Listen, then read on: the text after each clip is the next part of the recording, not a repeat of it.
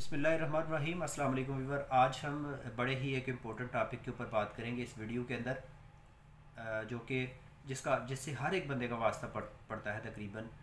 आपने देखा होगा कि पर्सनैलिटी का लफ्ज़ सुना होगा मुख्तलिफ जगहों पर। आपने देखा होगा लोग कहते हैं यार फ़लाँ बंदे की पर्सनैलिटी बड़ी बड़ी बेहतरीन है, फ़लाँ बंदा जो है ना वो पर्सनैलिटी के लिहाज से बहुत वीक है।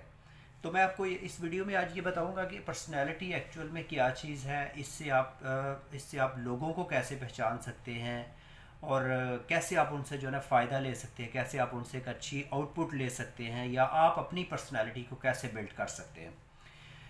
पर्सनैलिटी जो है ये इन जनरल अगर हम देखें तो ये एक एक्सटर्नल अपीयरेंस को पर्सनैलिटी कहते हैं। मगर अगर हम इस वर्ड को जो है ना जानने की कोशिश करें तो ये वर्ड पर्सनैलिटी जो है एक लैटिन वर्ड है परसोना, जिससे निकला था। परसोना का मतलब है टू स्पीक थ्रो। जो उस वक्त जो लोग थे वो मुख्तलिफ ड्रामों में, प्लेस के अंदर, फिल्मों के अंदर काम करते थे, जो मास्क यूज़ करते थे ना, मास्क, उसको कहते थे परसोना। इसके मुताबिक जो है ना अगर हम देखें तो इन जनरल आपकी पर्सनैलिटी जो है वो सिर्फ आपकी एक्सटर्नल अपीयरेंस है, बट इन रियलिटी ऐसा नहीं है। पर्सनैलिटी जो है ना हर इंसान की दूसरे इंसान से मुख्तलिफ होती है, क्योंकि ये उसकी मुख्तलिफ क्वालिटीज़ या ट्रेड्स का नाम है पर्सनैलिटी। और ये हर सिचुएशन के अंदर जो है ना अकॉर्डिंग टू सिचुएशन ये चेंज भी होगी।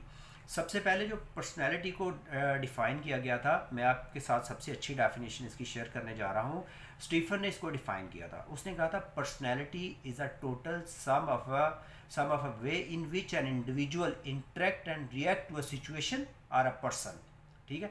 उसने कहा था कि जो मुख्तलिफ क्वालिटीज़ और ट्रेड्स एक बंदे के अंदर टोटल है, उसके साथ एक बंदा जब किसी सिचुएशन के अंदर या किसी ऑर्गेनाइजेशन के अंदर एडजस्ट होने के लिए या उसको रिस्पॉन्ड जो करने के लिए कोशिश करता है, उसका नाम पर्सनैलिटी है। सही है। और DW फिस्क ने ना इसकी एक ट्रेट मॉडल इसका एक बिल्ड किया था, जिसको बिग 5 ट्रेट मॉडल कहते हैं। वो बिग 5 ट्रेट मॉडल क्या है? आप मुख्तलिफ देखिए, आप जब इंटरव्यूज़ वगैरह में जाते हैं उसमें भी आपकी डिफरेंट ट्रेड्स को चेक किया जाता है। सही है। तो बिग 5 ट्रेड्स मॉडल डब्ल्यू फिस्क ने सबसे पहले जो है ना 1949 में डेवलप किया था। इसके बाद भी इस पर काम हुआ था, मगर वो ट्रेड मॉडल जो है वो एक एक्सेप्टेबल रेंज तक काम कर रहा है अभी तक ना।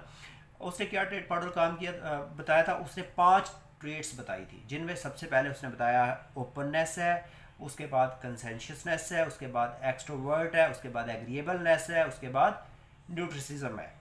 तो सबसे पहले हम ओपननेस के ऊपर बात करेंगे। ओपननेस जैसा कि इसके नाम से ही जाहिर हो रहा है कि ऐसे लोग जो है वो न्यू आइडियाज़ को एक्सेप्ट करते हैं, चेंजेस को एक्सेप्ट करते हैं, वो नए नए लोगों से सीखते हैं। वो सिर्फ एक बुक से नहीं पढ़ेंगे, वो मुख्तलिफ किताबों से पढ़ेंगे, मुख्तलिफ सोर्सेज से पढ़ने की कोशिश करेंगे, और न्यू आइडियाज़ को ना सिर्फ सुनेंगे बल्कि उनको एक्सेप्ट भी करेंगे और अपने अंदर भी चेंज लेके आएंगे। ऐसे लोग जो हैं वो किसी भी कंपनी के अंदर प्रोडक्टिविटी को इन्हांस करते हैं। अगर कि आपका ओपननेस लेवल जो है वो हाई है तो आप परफॉर्मेंस भी आपकी हाई होगी। और इसके बरक्स अगर हम देखेंगे, जिन लोगों का ओपननेस लेवल कम होता है वो चेंज को एक्सेप्ट नहीं करते हैं, न्यू आइडियाज़ को एक्सेप्ट नहीं करते हैं। वो कहते हैं जैसा है वैसा है बस। वो अगर इवन के वो अपने इन्वायरमेंट के अंदर भी चेंजिंग को एक्सेप्ट नहीं करेंगे, तो उनकी जो है ना जिसके अंदर ओपननेस का लेवल कम होगा वो लेस इनोवेटिव होगा, लेस क्रिएटिव होगा। वो जो है ना उसकी वो प्रोडक्टिविटी के अंदर भी नेगेटिव इम्पैक्ट होगा उसका। उसके बाद दूसरा जो है ना इसका जो है पॉइंट है वो है कंसेंशियसनेस। तो ये जो कंसेंशियसनेस लोग होते हैं वो एक वक्त में एक ही काम के ऊपर तवज्जो देते हैं। जैसे आपने देखा होगा कि आप एक बंदे को 5 6 7 काम बता दें तो वो एक वक्त में एक ही काम करेंगे।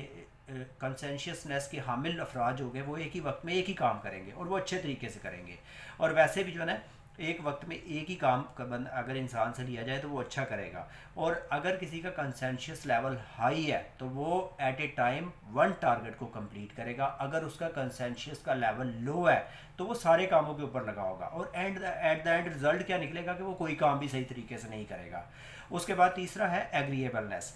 जो एग्रीएबलनेस के हामिल लोग हैं ना वो उनके अंदर लोगों के साथ एग्री करने का जज्बा बड़ा ज़्यादा होता है, उनके अंदर अदम बर्दाश्त नहीं होती, सब्र होता है उनके अंदर, पेशेंस लोग होते हैं, वो लोगों को बड़ी तवज्जो से सुनते हैं, बड़ी आसानी से एग्री हो जाते हैं, कहते हैं सही है कर लें ऐसा काम। ऐसी बात नहीं होती है कि उनको पता नहीं होता, वो मैनेजर्स लेवल पे काम कर रहे होते हैं या कि पढ़े लिखे लोग होते हैं तो उनको सारा पता होता है, मगर वो बाज़ औक़ात ग्रुप के साथ मिलने के लिए, टीम के अंदर काम करने के लिए बड़ी जल्दी एग्री हो जाते हैं कि मेरी वजह से काम लेट ना हो। क्योंकि जब भी आप किसी ग्रुप के अंदर काम करते हैं ना तो उधर आपको अपनी ख्वाहिशात को कुर्बान करना होता है, ग्रुप को ऊपर रखना होता है। तो लिहाजा जिनका एग्रीएबलनेस का लेवल ज़्यादा होता है वो लोग भी प्रोडक्टिविटी को इन्हांस करते हैं, ग्रोथ को बढ़ा देते हैं और ऑर्गेनाइजेशन के लिए बड़े अच्छे साबित होते हैं। और जिनका ये एग्रीएबलनेस का लेवल कम होता है वो लोग अक्सर व बेशतर जो है ना शक्की ज़हन के मालिक होते हैं, वो हर चीज़ पे बड़ा सोचते हैं। आपने देखा होगा कई सारे बॉसेस ऐसे होते हैं जो सिग्नेचर करने से पहले बहुत सोचते हैं, उसके बाद कहते हैं फ़ाइल पड़ी रहने दो, कई दिन पड़ी रहती है, उसके बाद फिर वो इसकी तरफ बढ़ते हैं। और उसके बाद अगला पॉइंट है न्यूरोटिसिज्म। ये जो न्यूरोटिसिज्म के हामिल लोग होते हैं ना उनका सेल्फ़ कंट्रोल बड़ा ज़्यादा होता है अपने ऊपर, सेल्फ़ डिसिप्लिन बड़ा ज़्यादा होता है, वो बड़ी जल्दी गुस्सा नहीं आता उनको। अगर वो गुस्से में है तो अपना एंगर शो करेंगे, अगर वो जो है ना लव की कैफियत है तो वो लव को शो करते हैं, मगर वो इस तरह से शो नहीं करते हैं कि वो आपके साथ लड़ने को दौड़ पड़ें, वो आपके साथ जो है ना लाउडली बोलना शुरू कर दें। नहीं, उनका बड़ा ज़्यादा कंट्रोल होगा अपने ऊपर, वो सिचुएशन के मुताबिक रिएक्ट करेंगे। आपने कोई भी बुरी खबर सुना दी है, कोई लॉस हो गया किसी साइड से, कुछ नुकसान हो गया तो उसको बड़े सब्र और तहम्मुल के साथ बर्दाश्त करेंगे। तो जिनका ये न्यूरोटिसिज्म का लेवल ज़्यादा होता है वो लोग भी ऑर्गेनाइजेशन की प्रोडक्टिविटी को बढ़ाने में बड़े कारफरमा साबित होते हैं, बड़े सूदमंद साबित होते हैं।